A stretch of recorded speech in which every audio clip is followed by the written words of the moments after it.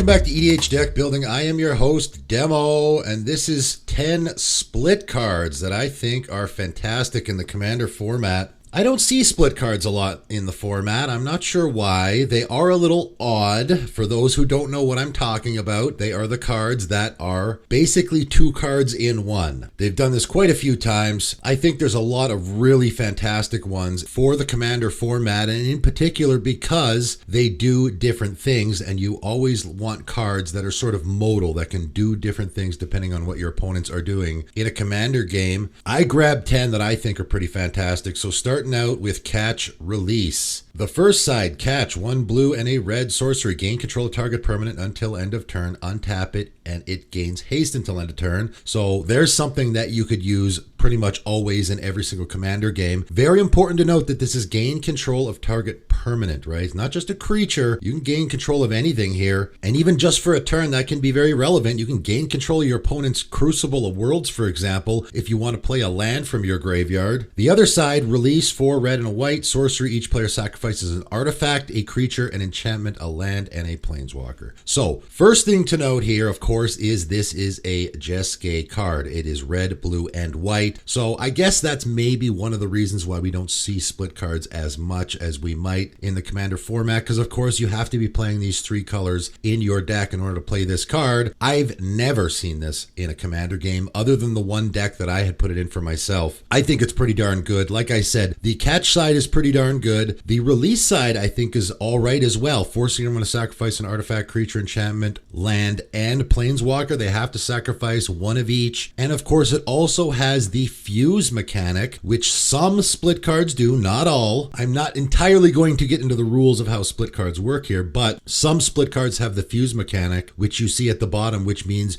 you can cast both halves. So if I got 9 mana, what I can do is gain control of an opponent's permanent, and then I resolve the release side, in which case I am going to sacrifice as part of the release cost whatever permanent I gain control of with catch. I think that's the idea here. That seems pretty good as well, but even just playing both these cards on each separate side I think is pretty decent. Coming in at number 9, Supply and Demand. The supply side, X green and a white sorcery. Create X 1/1 green sapling creature tokens. I mean, again, that's something you could probably do in any game. Just creating tokens is always good. The demand side though, 1 white and a blue sorcery. Search your library for a multicolored card, reveal it, and put it into your hand, then shuffle. That's the part that I think is really good. Again, we have a split card where I think both sides are always going to be usable in a Commander game, unless by some weird chance you don't have any multicolored cards in your deck to search for. Obviously, again, this is a white, blue, and green card. It has to go in a Bant deck or any deck that has those 3 colors in it. So if that's the case, I would imagine it's a guarantee that you're going to have at least a few multicolored cards that you can go get. I think it's pretty good to have a tutor for multicolored cards in your deck. And worst case scenario, later in a game, you can just create a bunch of sapling tokens. Maybe you need a bunch of blockers or something. I think this is a pretty fantastic card in a Commander game. Coming in at number 8, Ready and Willing. Again, another fuse card. So this one, you can cast both halves if you want to. The ready half, 1 green and a white, instant. Creatures you control are indestructible this turn. Untap each creature you control. So again, just looking at that side, that's something you want to do in every single Commander game, is make your creatures indestructible. Everyone's always casting board wipes. Obviously, this is instant speed. Untapping your creatures as well can be good, right? Can be a nice gotcha moment if maybe you want to block your opponent's team because all your stuff is tapped. However, you can even cast the willing side along with it for 1 white and a black. Also an instant, of course. Creatures you control gain death touch and lifelink until end of turn. So again, another side that we can cast completely all on its own. Giving your whole team death touch and lifelink until end of turn is fantastic. Again, another great gotcha moment. Whether you cast this together for 6 mana, again, you have to pay all of the mana if you're going to fuse this, right? I got to pay the 1 green, white, and the 1 black, white all together if I want to fuse both of these, in which case I will untap my creatures and they will gain indestructible, death touch, and lifelink. I can block on my opponent's team, probably end up killing them all as well. However, this is a case where I think I would more likely cast the halves separately. I like the ready side for just I save my team, but the willing side is also great as well. Coming in at number 7, Life and Death. The life side, 1 green mana sorcery. All lands you control become 1/1 creatures until end of turn. They're still lands. Lots of reasons why you might want to use that, right? right? I mean, it's only 1 green mana. Even late in a game, you could just use this to attack with if you want to, right? I got 10 lands in play. I use one of them to turn all my lands into 1/1 creatures, and then I can attack with them. That seems all right. Obviously, there's lots of decks out there that also want to be turning their lands into creatures for various reasons. The death side, I think, is really where it's at. 1 and a black sorcery, return target creature card from your graveyard to the battlefield. You lose life equal to its mana value. So it is essentially a reanimate. It's 1 more mana, but so what? 2 mana to reanimate any creature out of your graveyard is pretty fantastic. Now, of course, again, we have a card that's green and black, so this has to be played in a deck that has both of those colors. The life side is good, but the death side is really one of the best reanimation spells that we have in the format. Coming in at number 6, Hide and Seek. This is one that I for sure have never seen in the format before, and I think it's pretty fantastic. So the hide side, red and a white instant. Put target artifact or enchantment on the bottom of its owner's library. I mean, there obviously is something that you want to do in every single Commander game. I like this ability in particular, and you really don't see it that much. It's not destroying, it's putting it on the bottom of the library, which is usually better, not always, but usually better. And obviously, if that thing is indestructible, like a Darksteel Forge, for example, any destroy effects aren't going to work there. Hide is going to tuck in on the bottom of the library, even though it is indestructible, right? The Seek side, I also really like. White and a black instant. Search target opponent's library for a card and exile it. You gain life equal to its mana value, then that player shuffles. And this really doesn't seem like much. I think it's an incredibly underrated ability, though. The weird thing here is that these two abilities work together, but this is not a fuse card. You'd think it would be, because you would tuck that card on the bottom of their library, and then you could go search for the exact same card, exile it, and gain life. Unfortunately, that's not the case here. You have to pick one side or the other. This card is doing so much. Obviously, the hide side is very apparent what's going on there. We're getting rid of an artifact or enchantment that's really troublesome on the board. I really like the Seek side. First of all, obviously, it's fantastic if you know your opponent has that win con in their deck that you can go get, right? If they have, say, a Thassa's Oracle or something, or a Kiki Jiki, one of those cards that you know is going to end the game, you just 2 mana instant speed, wait for the right moment, go get it out of their library, exile it so they don't have access to it, and then heck, you're going to gain life as well. You can also use this as a decent life gain effect as well if you really need to, right? Later in a game, you're getting low on life, just go search your opponent's library for some really big splashy spell that's probably going to help them a lot late in the game. You exile that, and on top of that, you're going to gain like 8 or 9 life. So it's also a pretty fantastic life gain spell as well. Instant speed, which is great. Of course, black, red, and white, so it's got to go in a Mardu deck. I think this card could go in any Mardu deck. It's going to do lots of work for you. Coming in at number 5, Crime and Punishment. The crime side, 3 white and a black sorcery. Put target creature or enchantment card from an opponent's graveyard onto the battlefield under your control. That's pretty darn good, right? 5 mana, you take any creature or enchantment card from your opponent's graveyard and put it onto the battlefield under your control. So I can take my opponent's big nasty creature and put it into play under my control. I can take my opponent's Rhystic Study that has recently been destroyed, put it onto the battlefield under my control. Again, this is another effect that you're never not going to have a million great situations to use it in a Commander game. I really like the punishment side too. X, black, and a green sorcery. Destroy each artifact, creature, and enchantment with mana value X. So this is a engineered explosives type of effect, I would say, where you are destroying things with that exact mana value. Maybe Blast Zone is another great example of this. And sometimes it can be really good to destroy things with that mana value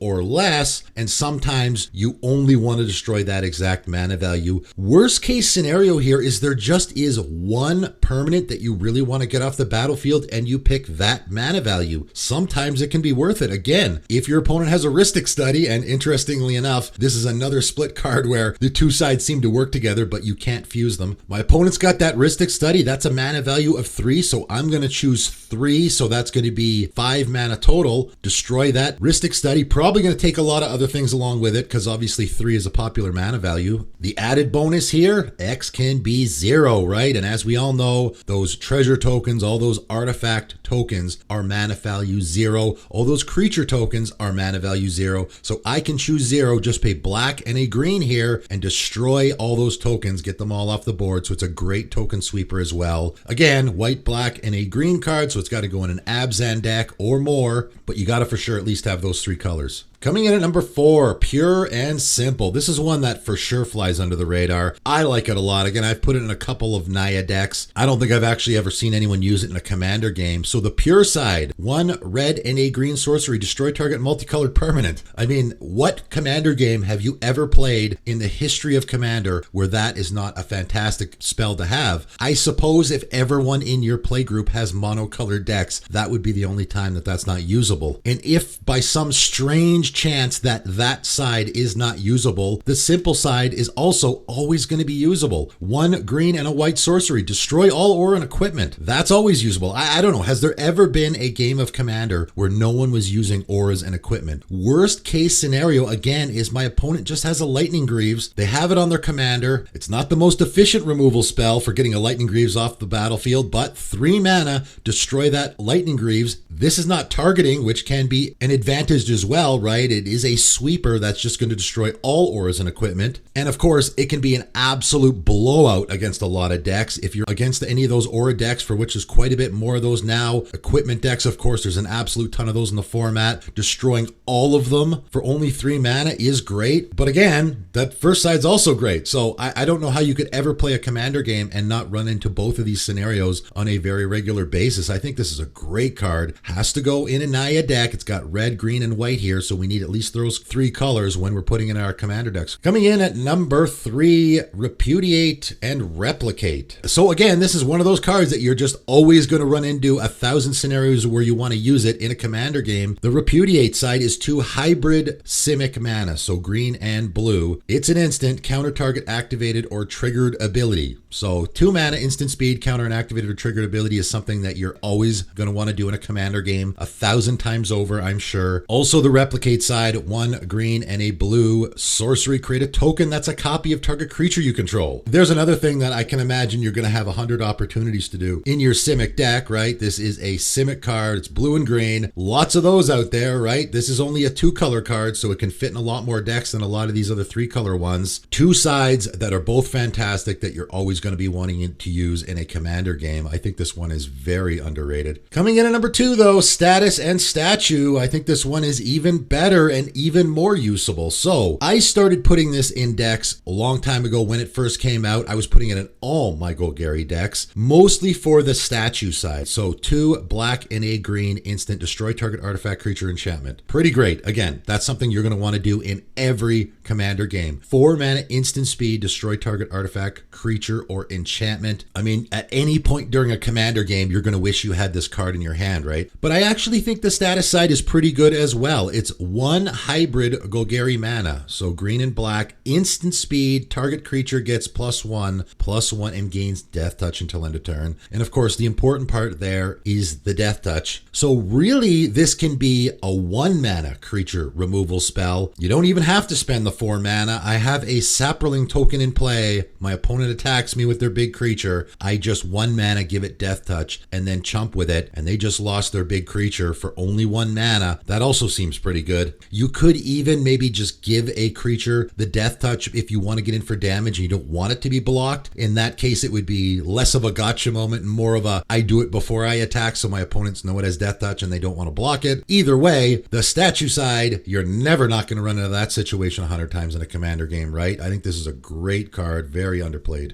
But coming in at number 1 is Wear Tear. I had to put this at number 1. I think this is probably likely the most popular split card in the Commander format. This is one I've seen in a Commander game a few times. I used to put it in all my Boros decks. I still do have it in my 1 Boros Commander deck. It is pretty good. So the Wear side, 1 in a red, instant, destroy target artifact, and the Tear side, 1 white mana, instant, destroy target enchantment. But the most important part here, of course, is it has the fuse mechanic, so we can cast it together. So for 1 red and a white, I can destroy an artifact and an enchantment at instant speed. That's pretty great in a commander game. Again, when is that ever not going to come up like 1,000 times over? There has been times where I have only cast the Wear side or only cast the Tear side. It does happen. If my opponent's got a Rhystic Study in play and I happen to have 1 white mana open, the only other good artifact targets, maybe someone's Mana Rock or something, who cares? I'm actually going to go ahead and play the 1 white mana mana to destroy that Rhystic Study before they can get a ton of value off of it. I'm not going to wait for a great artifact to be lying around. I'm going to do it right away. To me, that's totally worth it. Only 1 white mana to destroy an enchantment at instant speed. That alone is pretty fantastic, right? But for 3 mana to destroy an artifact or enchantment in the Commander format at instant speed is still really, really good. And this still is probably one of the best split cards in the entire format. So throw it in your red and white decks if you're looking for a great removal spell. But that is it for today. What I think are the 10 best split cards in the Commander format. Some of them do see a decent amount of play, but a whole lot of these on this list I never see in Commander games, and I think they're fantastic. Obviously, the color requirement is there, which does play a little bit into why they don't see maybe as much play as they should. But if you got those decks that fit these cards, run out and grab them and give them a try. And if you are thinking of purchasing any of these cards, I have a TCG Player link. It is in the description below. Give it a click. It helps support the channel. But that is it for today, and thanks for tuning in.